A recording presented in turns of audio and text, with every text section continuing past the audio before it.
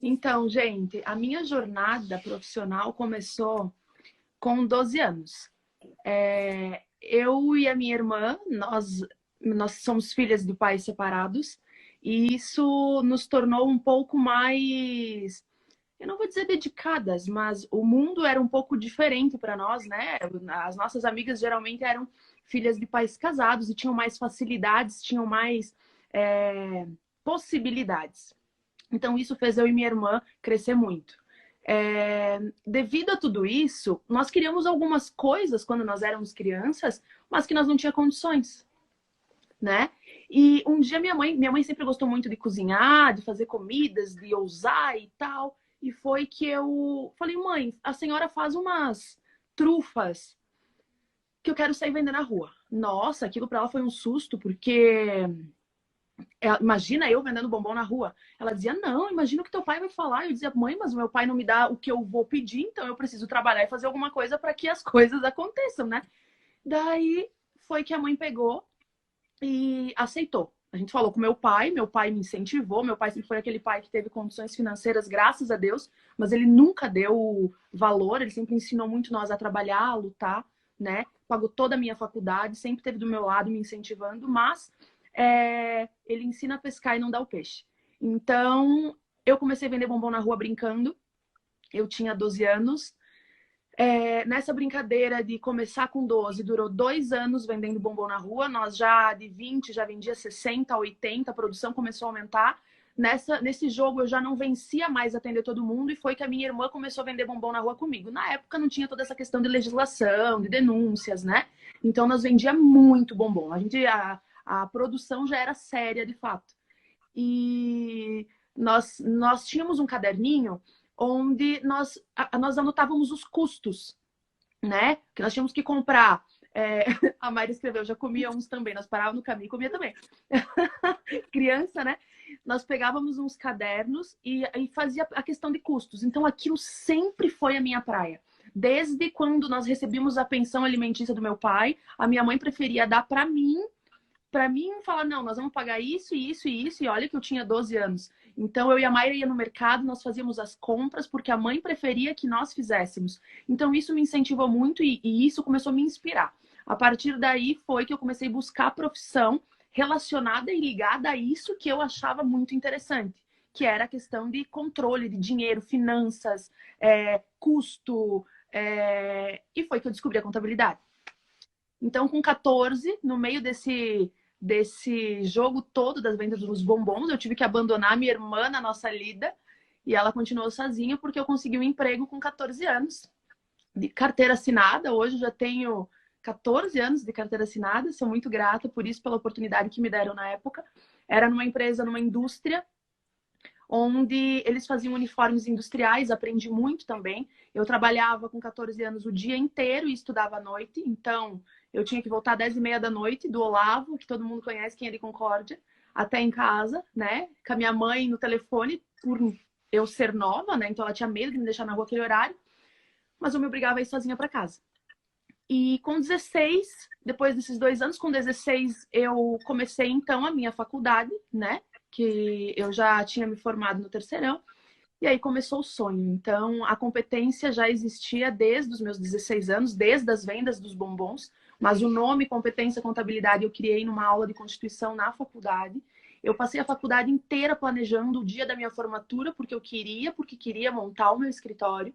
Então, nesses 4 anos de faculdade, foram muito... Não que eu fosse aquela aluna, é isso que eu digo, a gente não precisa ser aquele expert, o aluno prêmio e não sei o quê. Desde que a gente saiba onde colocar as nossas energias, os nossos sonhos, aonde a gente quer chegar, né? Então, eu sempre me dediquei muito na faculdade. Também aproveitei muito, fiz muitas amizades. E nesse meio tempo, então, eu me formei com 20 anos.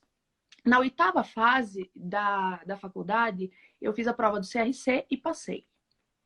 Ali foi, então, brilho, né? Eu não tinha me formado ainda, mas eu passei na prova do CRC, que para mim aquilo era o mais importante. Então, a partir dessa Sem se promoção... formar, Ingra, tu não Sim, tinha porque... feito a formatura, Não, já tinha passado. Nós estávamos na 8ª fase, porque o CRC ele permite que os contadores que estão para se formar, que estão na última fase, já façam a prova. E eu fiz para teste, né? Vou tentar arriscar para tentar tirar o CRC. E foi aí que eu tirei, então com 20 anos eu já estava com o CRC na mão. Me formei com 21, que virou o ano, então, daí eu me formei. E eu já estava trabalhando no 3º escritório. Então eu comecei a trabalhar com 16 em contabilidade, já no setor fiscal. Nesse decorrer dos 16 aos 20, eu já tinha passado por 2 escritórios, né? Nesse último trabalho, eu sempre fui contratada para trabalhar no setor fiscal. Fiscal, pessoal, é a apuração de impostos, o controle de notas, enfim. Mas para mim montar um escritório, eu tinha que ter noção de departamento pessoal, eu tinha que ter noção de constituição, eu tinha que ter noção do negócio, de marketing. Falar, eu falo, então eu não teria um problema comercial. Mas a questão da legalização, da parte operacional, eu teria que ter um domínio. Então, aí que começam as dificuldades, né? A questão de como empreender sendo mulher e jovem. Eu tinha 21 anos, era mulher, já tinha um filho. O julgamento vem porque, tem 21 anos, vai montar um escritório. Será que eu vou mudar minha empresa? Ela só tem 21 anos. Será que sabe mesmo? Sabe? Tem tudo aquilo. O mundo contábil, já por si, é muito masculino. Hoje, menos. Hoje, se tu for em turmas das faculdades, grande parte é mulher. Em cursos, grande parte é mulher. Mas o mercado contábil ainda é dominado muito por homens. E isso também sempre foi um dos meus pontos que eu dizia, não, as mulheres têm que dominar. Esse ano, por exemplo, a presidente do CRC é uma mulher, minha amiga, inclusive. Hoje eu faço parte do CRC Mulher. Então, assim, eu tenho essas coisas que as mulheres precisam, de fato, fazer parte, né?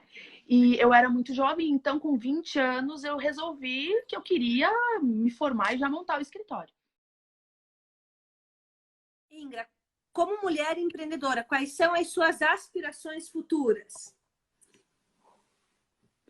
São várias, gente, meu Deus. Várias. Mas uma das era transformar o meu escritório em digital, já é. Então, assim, agora mesmo é só questão de programação da minha vida pessoal, né? A minha vida profissional, eu sei que é só seguir, alavancar. Porque, assim, depois que eu tive a competência, as coisas fluíram, surgiram. A questão é mais intuitiva e de sensibilidade do que eu pensar, eu queria ter mais 2 empresas. Não, eu não pensava que eu ia ter mais 2 empresas fora a competência, né? Mas hoje eu tenho. Então, assim, o que eu penso é o foco de eu não perder o controle, o domínio sobre aquilo que eu sei e faço. Porque muito, né? Às vezes, como dizem o outro, menos é mais. Então, também não adianta abraçar o mundo. E eu sempre fui muito de tudo que me aparece, eu quero, né? Então, é de mim isso. Vem em mim isso, desde que eu nasci. Então, o meu futuro como empreendedora, com certeza, é alavancar essa questão de palestras, treinamentos, né? Já tá na minha linha. E a minha mudança futura para o litoral.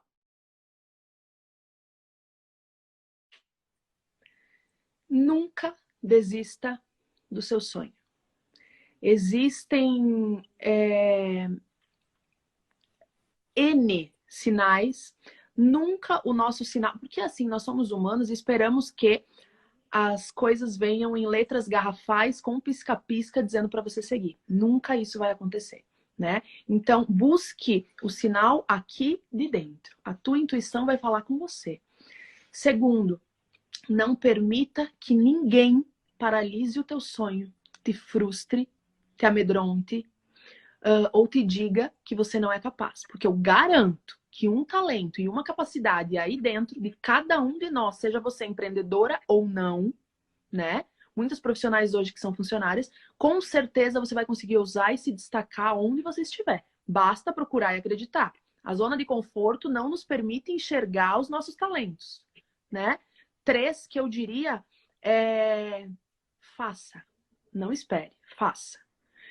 A paralisia, tanto na nossa vida pessoal quanto na nossa vida profissional, trava em todos os aspectos, seja ele financeiro, seja ele pessoal, seja ele mental, né? A mente, cara, é uma das vilões, das nossas dos nossos medos que atrapalha total. Então, não permita. Ore, mantenha a energia alta. Crie situações para que os teus sonhos sejam colocados em prática. Eu ensino para os meus filhos de 6 e 9. Tudo que eles querem, nós temos um plano. Eu não chego e dou o que eles querem. O João Vitor, quando queria um Play 4, na época eu tinha recém me separado, então eu dispensei a babá. E eu falei para ele, filho, se nós conseguir, nós três, fazer a questão de limpeza aqui em casa, são 7 meses que a mamãe vai conseguir economizar. Ou seja, nós três unidos conseguiremos, nós temos um plano. Nós iremos os três deixar a casa em dia, limpinha, para cortar um gasto. Logo, eles ganharam o Play 4. Não é que ganharam, eles conquistaram. Então, tudo na vida tem um plano, seja ele qual for, trace uma meta, trace um plano e faça acontecer. Não tema.